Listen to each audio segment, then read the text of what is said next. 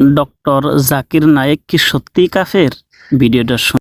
ফতুয়া দেয় তুই কাফের, তুই কাফের, তোর নানা কাফের, তোর পীর সাহেব কাফের, তোর এই কাফের পীর সাহেব মারা গেলে যেখানে কবর দিবে ওই কবরের উপরে যে ঘাস জন্মাবে ওই ঘাস যে গরু খাবে ওই গরুর যে দুধ খাবে ও কাফের। আছে না এরকম? প্রশ্ন করেছে জাকির নায়েক সম্পর্কে জানতে চাই। তো বছর ধরে উনি আলোচনা করে এখনো জানেন না ওনার সম্পর্কে। কিছু কিছু আলেম ডাক্তার জাকির নায়েককে কাফের এবং ইহুদিদের দালাল বলে। মাশাআল্লাহ, এই কিলাকিলি বাংলাদেশ থেকে যাবে না আর। এগুলো খুব খারাপ অভ্যাস, আরেকজনকে কাফের বলা, মুশরিক বলা। আপনি যদি কাউরে কাফের বলেন, সে যদি কাফের না হয় আপনি নিজেই কাফের হয়ে যাবেন। ফতুয়া দেয় তুই কাফের, তুই কাফের, তোর নানা কাফের, তোর পীর সাহেব কাফের, তোর এই কাফের পীর সাহেব মারা গেলে যেখানে কবর দিবে ওই কবরের উপরে যে ঘাস জন্মাবে ওই ঘাস যে গরু খাবে ওই গরুর যে দুধ খাবে ও কাফের। আছে না এরকম ফতুয়া? জাকির নায়েক হচ্ছে কম্পারেটিভ রিলিজিয়ান, তুলনামূলক ধর্মতত্ত্বের একজন পণ্ডিত ব্যক্তি। তার কথা শুনে অনেক হিন্দু, বৌদ্ধ, খ্রিস্টান, হাজার হাজার অমুসলিমরা কালেমার বাণী শুনতে পেরেছে, আলোর দিশা পেয়েছে, ঠিক কিনা? হাজার হাজার লোককে মুসলমান বানাইছে উনি। আপনি বানাইছেন কয়জন রে? যে ওনারে কাফের ফতুয়া দিল, ওনার হাতে শাহাদা বাক্য পাঠ করেছে কয়জন? আর জাকির নায়েকের হাতে হাত রেখে হাজার হাজার লোক কালিমা পড়েছে। অনেক বিষয় আছে যেগুলো অনেকে এইভাবে উপস্থাপন করতে পারে নাই।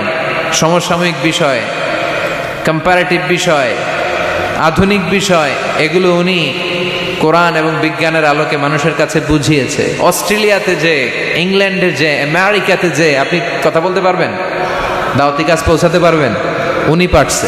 যেটা আমরা পারি না এটা উনি পারছে, এই জন্য সহ্য হয় নাই আমাদের। এই দেশের জাতীয় খেলার নাম কি জানেন? হাডুডু। টাইনে আপনারা নিচে নিয়ে আসবে। এ দেশে কেউ আগাইতে চাইলে আরে উঠতে দেওয়া যায় না, কেউ উঠতে চাইলে ওরা টাইনে নামায়। কারণ জাতীয় খেলা হাডুডু। হাডুডুর নিয়ম হচ্ছে একজন সামনে যাবে আর সবাই ওর ঠ্যাং ধরে টানবে। কথা বলেন? এই জন্য এগুলো বাদ দেন। ইসলামের মধ্যে, মুসলমানদের ভ্রাতৃত্বের মধ্যে ফাটল তৈরি না করে ঐক্য প্রতিষ্ঠা করেন। জাকির নায়েকের সব কথাই যে আপনারে মানতে হবে এটা তো উনিও বলে নাই। ওনার দেয়া কোনো মাসআলা, লিগ্যাল অপিনিয়ন আপনার কাছে যদি ইসলাম সম্মত মনে না হয় বা শক্তিশালী মনে না হয় বা আপনার ভালো না লাগে, যে আলেমের কথা ভালো লাগে কোরআন সুন্নাহর আলোকে আপনি মানেন। কিন্তু ওনার অবদানকে অস্বীকার করার সুযোগ আছে? গোটা বিশ্বব্যাপী ওনার জয়গান।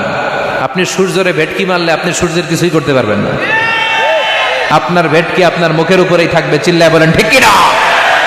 গোটা বিশ্বব্যাপী আল্লাহ ওনার সম্মান মর্যাদা দিয়েছে, আপনি কি করবেন? মেয়ে হাজার হাজার লোক ওনার হাতে হাত রেখে কালিমা পড়ে মুসলমান হয়।